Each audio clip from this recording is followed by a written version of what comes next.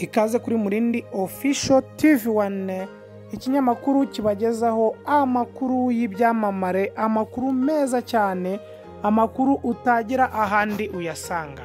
Uyu munsi turabwira ko Rocky Kimomo yasoje indirimbo azifashisha muri filimi yaburijemo ibyamamare cyangwa yahurijemo ibyamamare.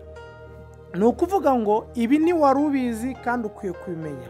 Wari uzi ko Uwizeye Mariko uzwi nka Rocky Kimomo kirabiranya akaba umusore umaze kubaka izina mu gusobanura filimi, akomeje imyiteguro yo gusohora iye bwite yakoze nyuma y'igihe asobanura iz'abandi.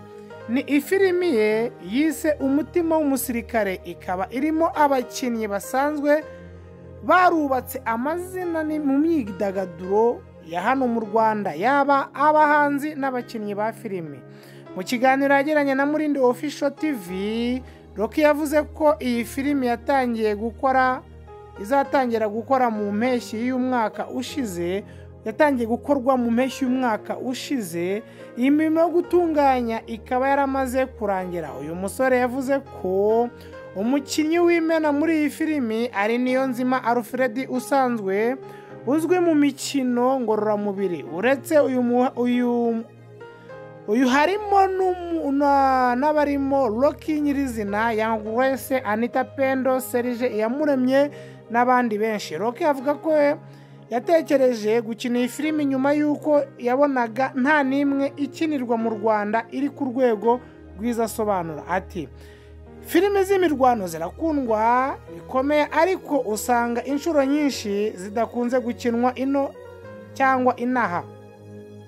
Yego ziravuna, zigahenda, zikanatwara umwanya munini, ariko nanone iyo ushaka gukora ibintu byiza bigusaba kwitanga uko ushoboye.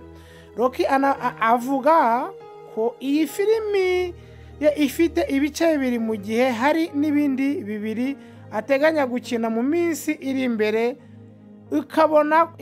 ikabona kurangira. Icyakora mbere yo kumurika iyi filimi nshya, Rocky yasobanuye indirimbo izifashishwamo ari nayo bayitirira. Ni indirimbo yaririmbwe na Fireman afatanyije na Cindy Breeze. Icyakora ikagaragaramo abantu b'amazina akomeye mu myidagaduro y'u Rwanda. Uretse abiyambajwe mu mashusho n'ibindirimbo, hanagaragaramo amwe mu mashusho y'iyi filimi Rocky yifashishije ko azamurika mu minsi mike iri imbere. Bivuze rero uyu mugabo Rocky Kimomo yamaze kudutegurira filimi igomba gusohoka, kandi iyi filimi ikaba igomba gukinwa na Anita Pendo, Young Grace, harimo n'abandi basitari bakomeye. Ndongera kubibutsa ko RGB yihanangirije abanyamadini bafungiwe insengero bakazimura kuri interinete. Urwego rw'igihugu rw'imiyoborere RGB rwihanangirije abapasiteri n'abayobozi b'amadini n'amatorero bafungiwe cyangwa bambuwe ubuzima gatozi, barangiza amateraniro yabo cyangwa insengero zabo bakazimurira kuri interinete, ivuga ko batazazihanganira. RGB ivuga ko batazazihanganira.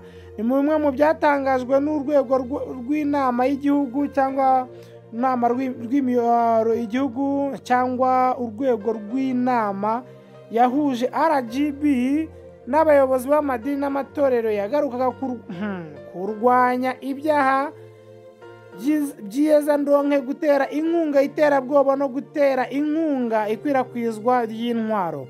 Nyuma y'uko RGB ifunze insengero, imisigiti na za kiliziya bitujuje ibisabwa, hari bamwe mu bayobozi b'amadini n'amatorero bimuriye ibikorwa byabo ku mbuga nkoranyambaga zitandukanye. Umuyobozi mukuru wa RGB Dr. Doris Wikeza Picard yavuze ko batangiye gufata ingamba zo kubikumira, asaba ababikora kubireka hakiri kare kuko amategeko nabo arabareba. Ati, hari bamwe mu madini n'amatorero byafunzwe byafungiwe insengero byamburwa ubuzima gatozi bimukira kuri interinete kuko batekerezaga ko izo nzego zitabageraho cyangwa RGB itabageraho.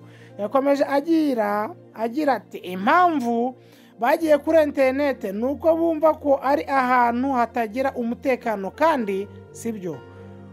Ubutumwa tubaha ni uko nabo amategeko n'amabwiriza yashyizweho agenga ibikorwa by'ivugabutumwa nabo bibareba abareba, kandi uyu mukuru cyangwa umuyobozi mukuru Nobleza Family Church na Women Foundation Ministries Apotre Mignone Kabera asanga abanyamadini bakwiye gushaka uko bakemura ibibazo byatumye insengero zifungwa aho guhungira kuri interinete. Agira ati ni byiza ko insengero ubwazo zikorerwa ubugenzuzi. Urugero, niba itorero rifite paruwasi 100 zafunzwe, rishobora guhitamo gukorera mu 10 gusa ariko zujuze ibisabwa byose, wenda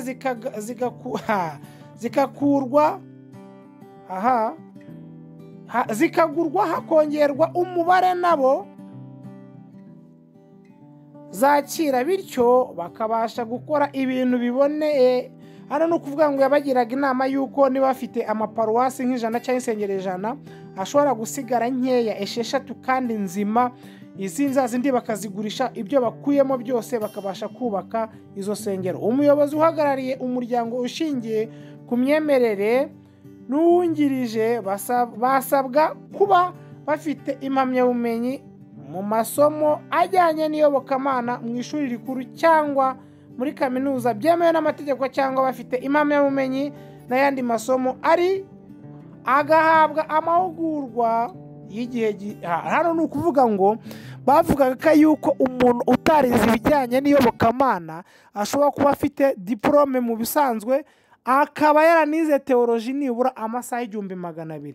Ni ukuvuga ngo uyu mukuru Dr. Doris Wikeza araburira abantu bafite amatorero yafunzwe ubundi barangiza bakayimurira kuri interinete. Avuga ko iyi batazabyihanganira kuko nabo bizabareba, amategeko abareba kandi amategeko akabahana.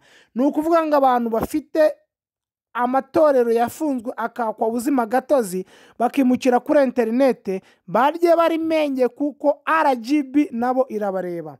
Nagira ngo mbasubiremo amakuru mu ncamake. Ndabibutsa ko Rocky Kimomo yaduteguriye filimi, kandi filimi ikaba izakinwa n'abastari aribo Anita Pendo, hakaba harimo Airways, hakabamo na Fireman. Ni ukuvuga ngo muzakurikirane filimi. Yari muri Official TV1. Ciao ciao.